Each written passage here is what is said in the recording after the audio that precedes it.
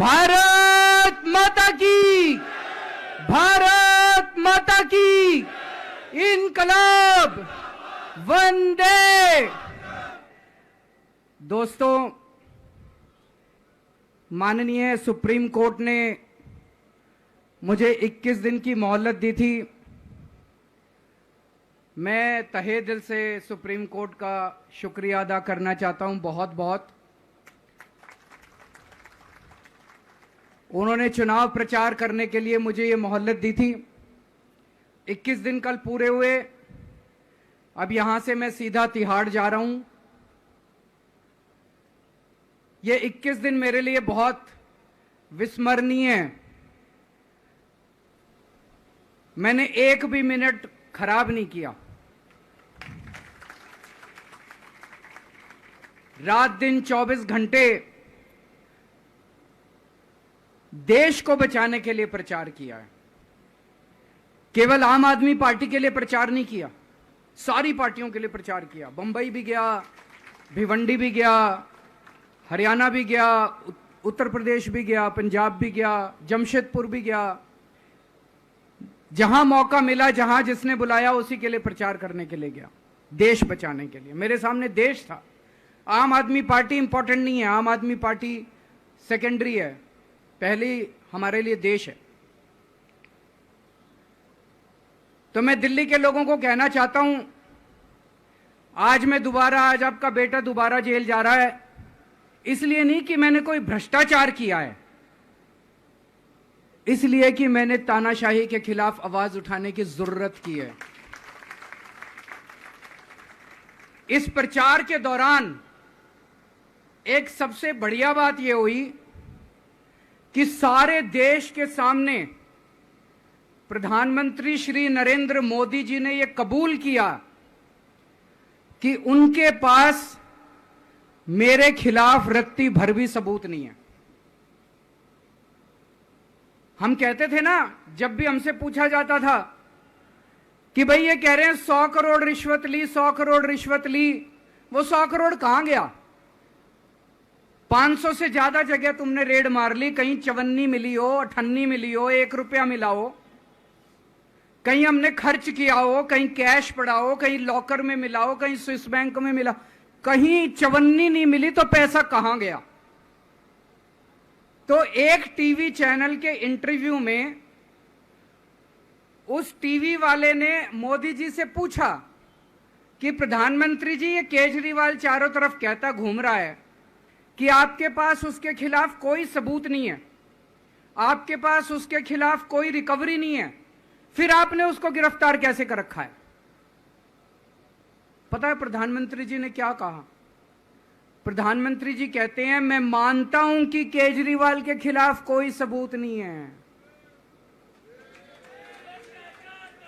मैं मानता हूं कि केजरीवाल के खिलाफ कोई रिकवरी नहीं है, क्योंकि केजरीवाल अनुभवी चोर है। चलो मान लिया मैं अनुभवी चोर हूं, तुम्हारे पास सबूत तो नहीं है, तुम्हारे पास रिकवरी तो नहीं है, तो यूं ही डाल दिया मेरे को जेल में, बिना सबूत के डाल दिया मेरे को जेल में, बिना रिकवरी के डाल दिया जेल में। देश के इतिहास में 75 साल में सबसे ज्यादा बहुमत से आई हुई सरकार है। एक बार 70 में से 67 सीट, दूसरी बार 70 में से 62 सीट, 55% से ज्यादा वोट शेयर। इतने भारी बहुमत वाली सरकार के मुख्यमंत्री को आपने बिना सबूत के जेल में डाल दिया। यही तो तानाशाही है कि जिसका मन करेगा मैं उसी को जेल में डाल दूंगा, जिसका मन करेगा उसी को जेल में डाल दूंगा। और पूरे देश को मैसेज दे दिया कि अगर मैंने केजरीवाल को फर्जी केस में जेल में डाल दिया तो तुम्हारी तो औकात ही क्या है, किसी को भी पकड़ के जेल में डाल दूंगा। इसी तानाशाही के खिलाफ लड़ रहा हूं मैं, और इस किस्म की तानाशाही अपने देश को बर्दाश्त नहीं है। भगत सिंह ने कहा था ना कि जब सत्ता तानाशाही हो जाए तो जेल जिम्मेदारी बन जाती है, सबकी जिम्मेदारी है जेल में जाना, इसके खिलाफ आवाज उठाना। भगत सिंह के चेले हैं। भगत सिंह देश को बचाने के लिए, देश को आजाद कराने के लिए जेल गए थे। भगत सिंह देश को आजाद कराने के लिए फांसी पे चढ़े थे, हम देश को बचाने के लिए जेल जा रहे हैं। इस बार जब जा रहा हूं, मुझे नहीं पता अब मैं कब वापस आऊंगा, मुझे नहीं पता ये क्या करेंगे मेरे साथ जेल में, लेकिन मुझे कोई परवाह नहीं है, जो मर्जी करें। अगर भगत सिंह फांसी पे चढ़ गए, मैं भी फांसी पे चढ़ने के लिए तैयार हूं। मेरे शरीर का एक एक कतरा इस देश के लिए है, मेरे शरीर के खून की एक एक बूंद इस देश के लिए है, मेरे जीवन का एक एक पल देश के लिए है।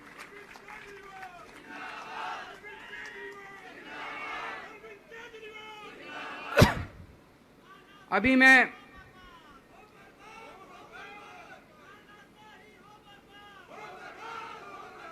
मैं अभी राजघाट गया था सभी साथियों के साथ। महात्मा गांधी की समाधि पे हम लोगों ने श्रद्धांजलि दी। गांधी जी ने इस हमारे देश से तानाशाही का अंत किया था, वो हमारे लिए प्रेरणा स्रोत हैं। उसके बाद हम कनॉट प्लेस गए, हनुमान मंदिर, वहाँ पे हमने हनुमान जी के मंदिर में जाके हनुमान जी का आशीर्वाद लिया। 4 तारीख को भी मंगलवार है, भली करेंगे बजरंग बली, करेंगे कि नहीं करेंगे? बोल बजरंग बली की। इनका नाश करेंगे, तानाशाहों का नाश करेंगे। अपने को किसी व्यक्ति विशेष से अपनी कोई दुश्मनी नहीं है, अपनी दुश्मनी तानाशाही से है, तानाशाही बर्दाश्त नहीं है अपने को। तो 4 तारीख को भी मंगलवार है और बजरंग बली का मेरे ऊपर, पार्टी के ऊपर बहुत आशीर्वाद है, देश के ऊपर बहुत आशीर्वाद है। मैं प्रार्थना करने गया था बजरंग बली को कि हे बजरंग बली, मेरे देश को बचा लो।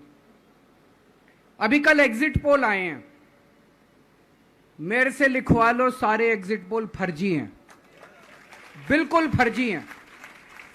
एक एग्जिट पोल वाले ने राजस्थान में टोटल 25 सीट है, उसमें 25 में से 33 दे दिए उन्होंने बीजेपी को। ऊपर से आया होगा भाई बीजेपी को ज्यादा देने हैं, तो उसने कहा मोदी जी क्या याद रखोगे आप भी, आपको 25 में से 33 दे दिए।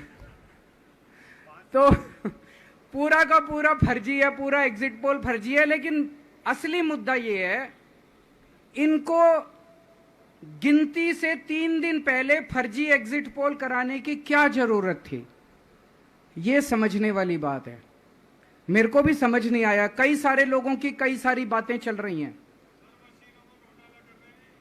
एक ये चल रहा है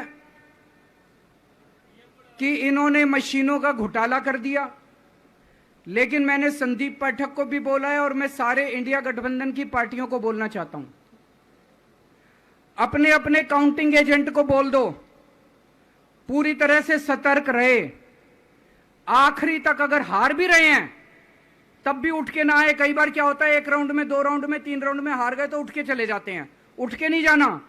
सबसे लास्ट में रैंडम जितने बूथ होते हैं, ईवीएम मशीन होती है, उसकी पर्चियां पड़ती हैं। उन पर्चियों में से 5% पर्चियां उठाई जाती हैं। उन 5% ईवीएम की मैचिंग वीवीपैट की स्लिप से कराई जाती है।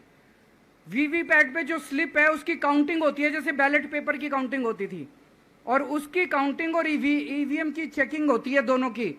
एक भी मशीन अगर मैच ना करे तो वहां चुनाव रद्द कर दिया जाता है। तो अगर आपने ये चेकिंग कर ली वहां पे, तो इसका मतलब फिर ईवीएम का घोटाला हम बचा सकते हैं। फिर ईवीएम के घोटाला अगर कर रखा इन्होंने तो हम उसको एक्सपोज कर सकते हैं। तो सब लोगों ने लास्ट तक रुक के, आपका कैंडिडेट हार भी रहा है तब भी आखिरी तक रुक के आपको ये ईवीएम की चेकिंग करा के आनी है, ईवीएम और वीवीपैट की मैचिंग करा के आनी है।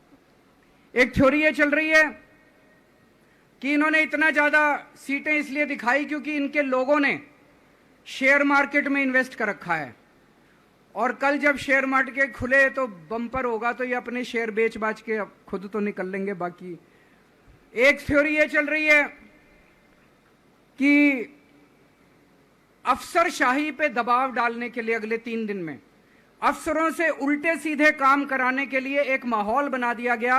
भाई आ तो हम ही रहे हैं, तो हमारी बात मानो, उल्टे सीधे काम करो, काउंटिंग में गड़बड़ कराएंगे, सब कुछ करेंगे।